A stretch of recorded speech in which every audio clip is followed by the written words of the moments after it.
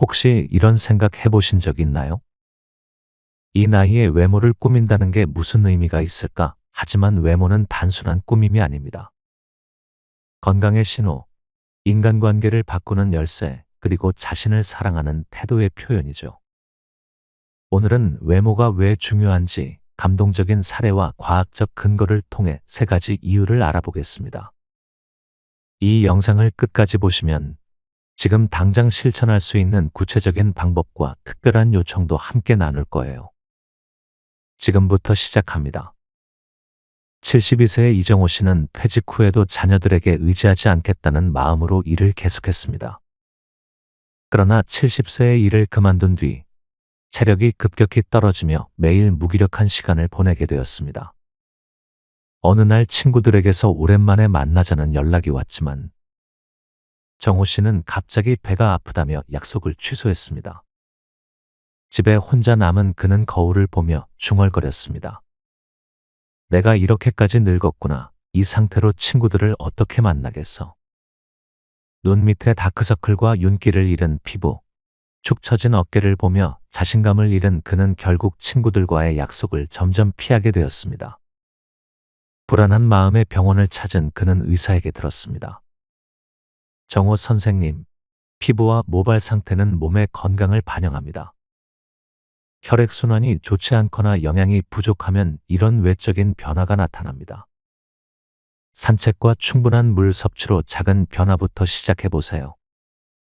하버드 의대 닥터 존 스미스의 연구에서도 하루 30분의 걷기 운동과 물 섭취가 혈압을 안정시키고 피부 탄력을 평균 20% 이상 개선하는 데 기여한다는 결과를 발표했습니다.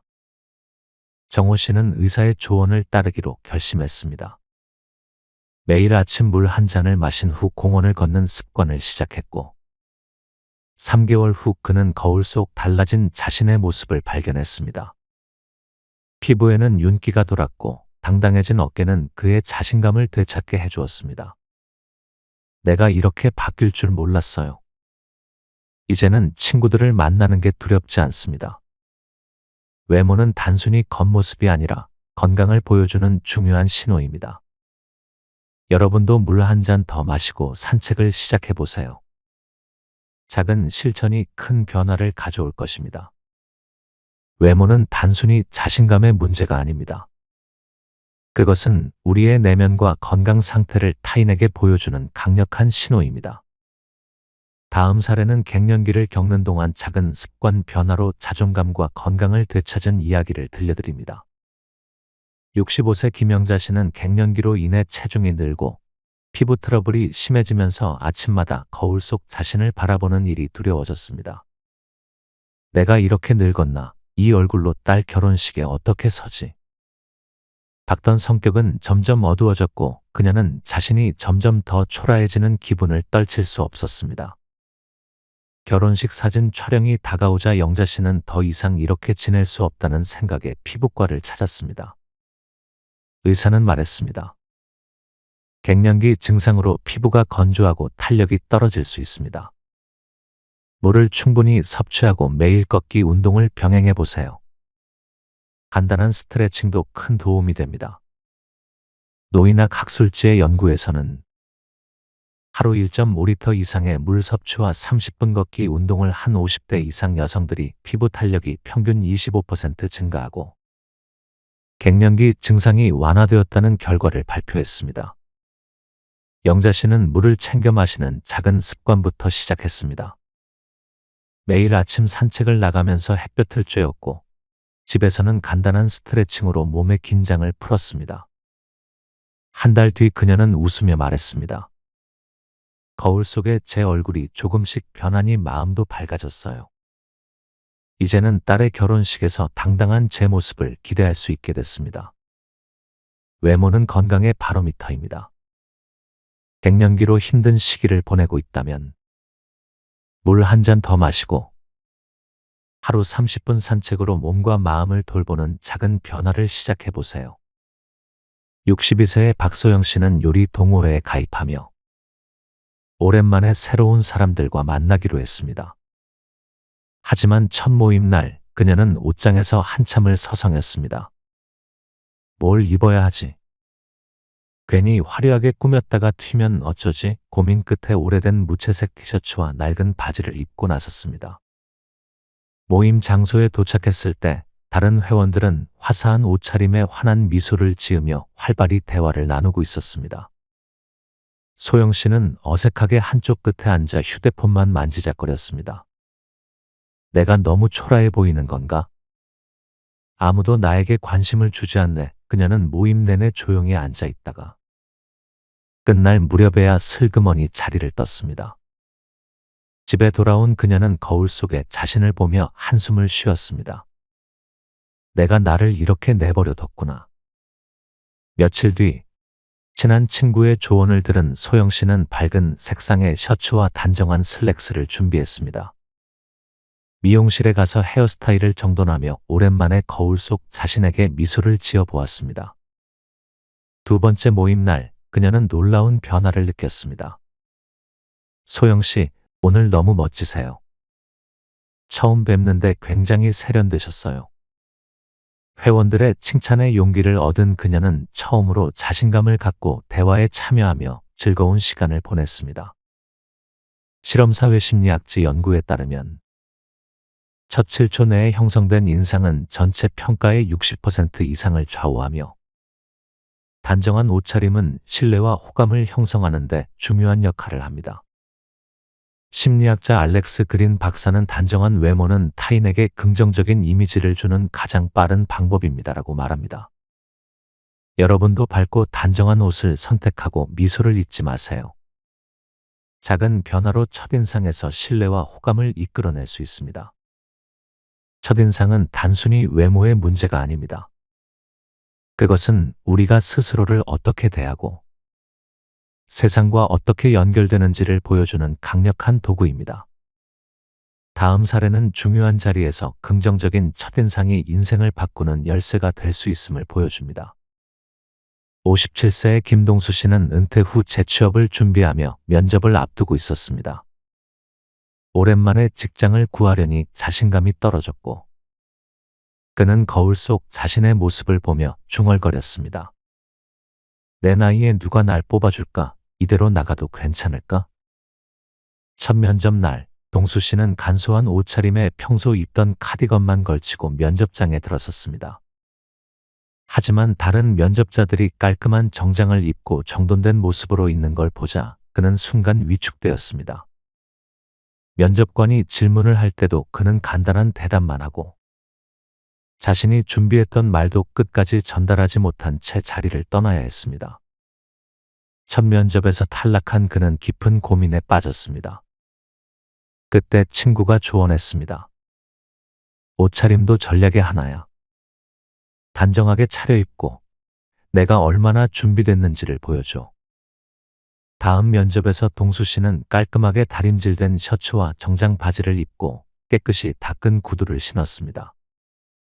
면접 시작 전 거울 앞에 서서 스스로에게 긍정적인 말을 건넸습니다. 오늘 나는 이 일을 얻기에 충분한 사람이다. 면접관은 그에게 이렇게 말했습니다. 김동수님, 첫인상부터 신뢰가 느껴졌습니다. 경험도 충분하시니 꼭 함께 일하고 싶습니다. 그는 두 번째 면접에서 재취업에 성공하며 자신감을 되찾았습니다. 연구에 따르면 단정한 옷차림과 자신감 있는 태도는 첫인상에서 긍정적인 평가를 받을 가능성을 75% 이상 높입니다. 여러분도 중요한 자리에서는 단정한 옷차림과 스스로를 믿는 태도로 첫인상을 준비해 보세요. 외모가 만드는 긍정적인 첫인상이 여러분의 이야기를 시작하는 가장 강력한 도구가 될 수 있습니다. 이정숙 씨는 결혼 후 35년 동안 오직 가족을 위해 살았습니다. 자녀들을 키우고 남편의 뒷바라지를 하며 자신을 돌보는 시간은 한 번도 없었습니다. 그러나 자녀들이 독립하고 남편이 은퇴하면서 그녀는 문득 자신이 무의미한 존재처럼 느껴졌습니다. 거울을 볼 때마다 마음이 무거워졌습니다. 내가 누군지 모르겠어. 내가 이렇게 초라했나? 하루는 친구의 제안으로 공방 클래스를 듣게 되었고 그곳에서 가죽공예를 배우며 처음으로 스스로를 위해 시간을 썼습니다. 그녀가 만든 작은 지갑을 본 강사가 말했습니다. 이정숙 씨, 정말 감각 있으신데요? 다른 색상으로 가방도 만들어 보세요. 그 말은 정숙 씨에게 오랜만에 설렘을 안겨주었습니다. 그날 밤 그녀는 집에 돌아와 옷장을 정리하며 스스로를 위한 시간을 더 내기로 결심했습니다. 오래된 옷들을 정리하고 밝은 색상의 스카프와 액세서리를 골라 착용했습니다. 거울 속에 자신을 보며 웃음을 지은 그녀는 이렇게 말했습니다. 내가 이렇게 멋질 수 있구나. 이제는 나 자신을 위해 뭔가를 해볼 거야. 긍정심리학술지 연구에 따르면 자신에게 투자하는 행동은 자존감을 40% 이상 향상시키고 삶의 만족도를 크게 높이는 것으로 나타났습니다. 작은 변화가 자존감을 키우는 강력한 도구가 될 수 있습니다. 여러분도 자신을 위해 새로운 도전을 해보세요. 작은 공방 클래스나 새로운 취미를 시작하는 것만으로도 자존감을 되찾는 첫걸음이 될 수 있습니다. 자존감은 나를 다시 사랑하는 여정을 시작하는 열쇠입니다. 남편과 사별한 뒤 박영자 씨는 삶의 의욕을 완전히 잃었습니다. 내가 나를 꾸며서 뭐 하겠어, 이제 다 끝났는데라며 매일 검은색 옷만 입고 거울도 보지 않았습니다. 하지만 어느 날 손녀가 찾아와 영자 씨의 손을 꼭 잡으며 말했습니다. 할머니, 예전엔 항상 예쁘게 입으셨잖아요. 저는 그런 할머니가 좋아요. 손녀의 말은 그녀의 마음을 흔들어 놓았습니다. 영자 씨는 그날 오랜만에 화장대 앞에 앉아 오래된 립스틱을 발랐습니다. 처음엔 어색했지만 거울 속에 자신을 보며 스스로에게 작은 미소를 지어 보았습니다. 그 후 그녀는 좋아했던 꽃무늬 블라우스를 꺼내 입고 매일 아침 10분 산책을 시작했습니다. 시간이 지나자 얼굴빛이 점점 밝아졌고 동네 친구들도 그녀에게 말을 걸기 시작했습니다. 영자 씨, 오늘 정말 얼굴이 환해 보이네요. 어디 다녀오셨어요? 그 순간 그녀는 깨달았습니다. 내가 나를 위해 이렇게 달라질 수 있다니. 이제는 나 자신을 더 사랑하며 살아갈 겁니다. 심리학자 애덤 퍼킨스 박사는 외모를 가꾸는 작은 행동이 긍정적인 감정을 자극하며 자존감을 회복하는 데 강력한 효과를 준다고 설명합니다. 여러분도 자신을 위한 작은 변화부터 시작해 보세요. 좋아하는 옷을 입거나 거울 앞에서 스스로에게 나는 충분히 멋지다고 말해 보세요. 자존감은 나를 사랑하는 데서부터 시작됩니다. 외모는 단순히 꾸밈이 아닙니다.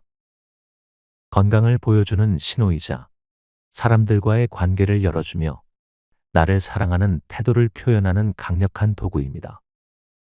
오늘부터 물 한 잔 더 마시고 밝은 옷을 입는 작은 변화로 내일의 나를 새롭게 만들어 보세요. 영상이 도움이 되셨다면 좋아요와 구독 버튼을 눌러주시고 댓글로 여러분의 생각과 경험을 나눠주세요. 오늘 소개한 대처법 중 하나를 실천해보고 어떤 변화가 있었는지 댓글로 남겨주시면 여러분의 이야기가 다른 사람들에게도 큰 용기를 줄 수 있습니다. 지금 거울 앞에 서서 스스로에게 물어보세요. 나는 오늘도 나를 사랑하고 있나요? 여러분의 오늘이 여러분의 내일을 빛나게 할 것입니다. 감사합니다.